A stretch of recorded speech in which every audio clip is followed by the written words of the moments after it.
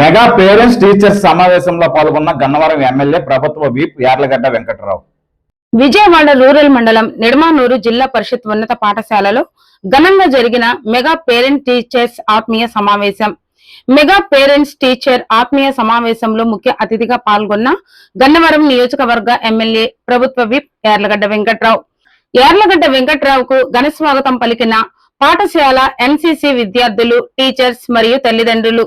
పాఠశాలల్లో తల్లిదండ్రులకు ఏర్పాటు చేసిన వివిధ క్రీడల్లో గెలుపొందిన తల్లిదండ్రులకు బహుమతులు అందజేసిన యార్లగడ్డ వెంకట్రావు పాఠశాల నుండి జిల్లా స్థాయి మరియు రాష్ట్ర స్థాయి క్రీడల్లో ప్రతిభ కనపరిచి నేషనల్ కు సెలెక్ట్ అయిన విద్యార్థులను అభినందించిన యార్లగడ్డ వెంకట్రావు విద్యార్థులు ఏర్పాటు చేసిన నైపుణ్య పరికరాలను ఆసక్తిగా తిలకించి విద్యార్థులను అభినందించిన యార్లగడ్డ.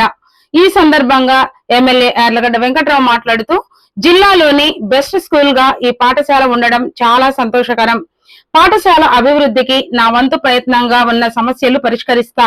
వైసీపీ ప్రభుత్వం సంక్షేమ పథకాలు అందించడానికి వీలు లేకుండా రాష్ట్ర ఖజానాని ఖాళీ చేసి వెళ్లిపోయిన దుస్థితి. కూటమి ప్రభుత్వ పాలన భారత రాజ్యాంగం అనుగుణంగా సాగుతుందని ఆయన అన్నారు.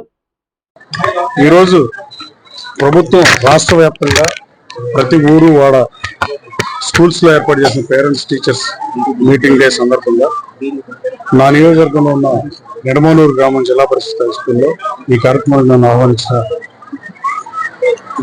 పరిస్థితి. ఈ కార్యక్రమంలో నేను పాల్గొనడం జరిగింది. ఉమ్మడి కృష్ణా జిల్లాలో జిల్లా పరిషత్ హై స్కూల్స్ లో నెంబర్ 1 స్కూల్ ఇది. దాదాపు 1120 మంది పైబడి స్టూడెంట్స్ ఈ స్కూల్లో చదువుకునే పరిస్థితి. ఈ స్కూల్ కొన్న సమస్యలు కూడా నాకు కొన్నే తెలిసినంత ముందు ఇప్పుడు వాళ్ళు రావడం వల్ల మిగతా సమస్య తెలిసిన పరిస్థితి.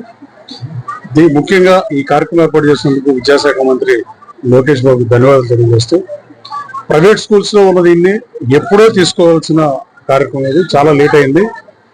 ఈ సంస్కారంలో విద్యాశాఖను సమూలంగా మారుస్తారని చెప్పిన మాట మేరకే మార్పు మొదలైందని నేను భావిస్తున్నాను. ఈ కార్యక్రమంలో పేరెంట్ టీచర్స్ మీటింగ్ ఏ దేశంలో అయినా స్కూల్ టీచర్ కి పేరెంట్ కి మీటింగ్స్ ఉంటాయి. వీక్లీనా, బై వీక్లీనా, శని మంత్లీనా, అలా రకరకాలుగా ఆ స్కూల్స్ బట్టి ఎడ్యుకేషన్ సిస్టమ్ ఉంది.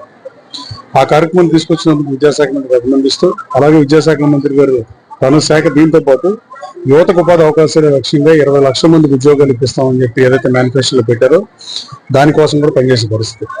ఈనాటి యువత ఇప్పుడు కాలేజీ నుంచి బయటకు వచ్చిన తర్వాత ఉద్యోగాలు లేక నిరుద్యోగంగా ఉండే పరిస్థితి రాష్ట్రంలో నెలకొంది అంటే ఏమాత్రం సందేహం లేదు. దాన్ని తీర్చాకే 20 లక్షల ఉద్యోగాలు కల్పిస్తామని చెప్పిన హామీ మేరకే మన అమెరికా పర్యటనలో కూడా ఫార్చ్యూన్ 500 కంపెనీస్ లో దాదాపు 30 మంది కంపెనీ ప్రతినిధులతో మాట్లాడిన పరిస్థితి. అలాగే డేటా సెంటర్లు తీసుకురావడానికి చేసిన ప్రయత్నం కానీ, ఐటీ సోర్ మీటింగ్ లో లాస్ వేగస్ లో పాల్గొనడం కానీ, శాన్ ఫ్రాన్సిస్కోలో కానీ, ఆస్టిన్ లో టెస్లా కంపెనీని లోకేష్ బాబుతో నేను కూడా పరిస్థితి చేసి నేను కూడా ఆయన టూర్లో పాల్గొనడం జరిగింది.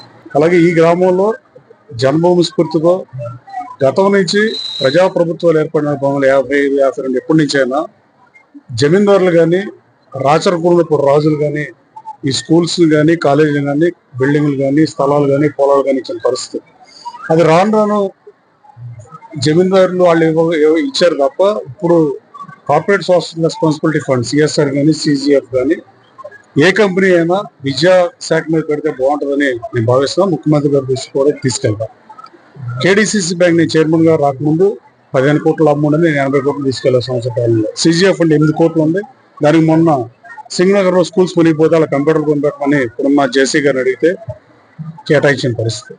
అలా అన్ని సిజిఎఫ్లు, CSR corporate social responsibility funds ని విద్యాశాఖ మీద పెడితే యువతకి అలాగే ముఖ్యంగా విద్యార్థులకు ఉపయోగపడుతుందని నేను భావిస్తాను. ఈ విషయాన్ని గౌరవ ముఖ్యమంత్రి గారికి అలాగే లోకేష్ బాబు దృష్టి కూడా తీసుకెళ్తాం. అలాగే ఎన్ఆర్ఐలు అమెరికా కానీ, ఆస్ట్రేలియా కానీ, సింగపూర్ వేరే ఎక్కడైనా కానీ బయట దేశాల్లో ఈ స్కూల్లో చదువుకునే వాళ్ళు ఈ స్కూల్ తరగతి నిర్మాణంలోని మీల్ షెడ్ లేకపోవడం బాధాకరం. 11,000 మంది స్టూడెంట్లు భోజనం చేస్తాక షెడ్ కూడా 40 లక్షలు అవుతుంది. దాన్ని ఒక గ్రూప్ గా ఫామ్ అయ్యి ఎన్ఆర్ఐలతోనూ ఓల్డ్ స్టూడెంట్స్ వాట్సాప్ గ్రూప్ ఏర్పాటు క్రియేట్ చేయమని చెప్పారు. రాబోయే 10-15 రోజుల్లో ఈ సమస్యను అడ్రస్ చేయవలసిందిగా స్థానిక శాసనసభ్యుడిగా మిమ్మల్ని కోరుతున్నాం. ఈ స్కూల్లో చదువుకుని వెళ్ళి మనం ఉన్న స్థాయిలో ఉన్నాం కాబట్టి ఈ స్కూల్ మాత్రం అలాగే ఉంది కాబట్టి ఈ స్కూల్ ని కొంచెం ప్రమోట్ చేయాల్సిన కనీస బాధ్యత ఉందని మీరు భావించాల్సిందిగా మీడియా ద్వారా మిమ్మల్ని అప్పీల్ చేస్తున్నాం. అలాగే 20 లక్షల ఉపాధి అవకాశాలు కల్పించడంలో భాగంగా గన్నవరం నియోజకవర్గంలో 15,000 ఉద్యోగాలు కల్పించకపోతే నేను పోటీ చేయాలని చెప్పాను. 15,000 ఉద్యోగాల ప్లేస్ లో మల్లవల్లి పారిశ్రామిక కారిడార్ డెఫినెట్ గా దాని రూపం మార్చుకుంది. 6 మాసాల ముందు ఎన్నికల ముందు నేను మాట్లాడినప్పుడు ఎవరు పట్టించుకోని పరిస్థితి. పొగాకు ఫేమస్ అయిన మల్లవల్లి రాబోయే కాలంలో మల్లవల్లి మంచి పారిశ్రామిక కారిడార్ గా ఈ రాష్ట్రంలో తలమానికంగా ఉంటుంది. అందులో ఏమాత్రం సందేహం లేదు. దానికి తార్కాణం మొన్న శాసనసభలో గౌరవ ముఖ్యమంత్రి గారు విజన్ 2047 డాక్యుమెంట్ రిలీజ్ చేసినప్పుడు గన్నవరం నియోజకవర్గం మల్లవల్లి నుంచి 30,000 ఉద్యోగాలు వస్తాయని చెప్తుంది. ముఖ్యమంత్రి గారి స్ఫూర్తిలో అశోక్ లైలాండ్ వెనక్కి రప్పించిన పరిస్థితి. 460 కంపెనీలు రాబోయే 18 నెలల్లో స్టార్ట్ అయ్యే పరిస్థితి. ఇంకా 479 ఎకరాలు ఎస్ఐన్ ల్యాండ్ ఉంది. దాన్ని కూడా జిల్లాధికారులతో సమీక్ష చేపుతారని ఆ టైం అంతా అధికారులు మారదాకా సరిపోతుంది. ఈ నియోజకవర్గంలో ఒక గెస్ట్ హౌస్ కానీ ప్రైమ్ మినిస్టర్ వచ్చినా, ప్రెసిడెంట్ ఆఫ్ ఇండియా వచ్చినా, చీఫ్ మినిస్టర్ వచ్చినా, గవర్నర్ వచ్చినా, ఎవరు వచ్చినా లేని పరిస్థితి. అంత ఎయిర్పోర్ట్ నియోజకవర్గం అది బాధాకరం.